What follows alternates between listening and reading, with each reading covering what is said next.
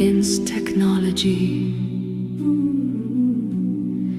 Many accuse modern technology for all the woes in the world. By the directions of God, Noah built a boat that traveled one of the longest journeys in the history of navigation. In the same way, the Temple of Solomon, one of the greatest architectural wonders of the old world, was built by people taught by the Spirit of God and directed by the hand of the Lord. This is the witness of the Holy Scriptures.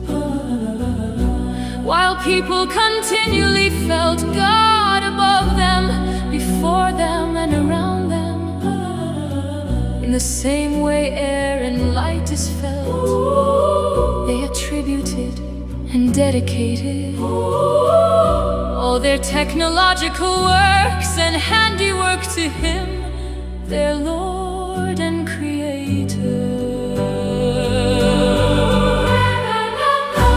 Wherever the fear of God vanishes and the moral law of God is trampled, that is where the mountain of human technology falls into the dust from which it was built. Technology changes man's relation towards nature.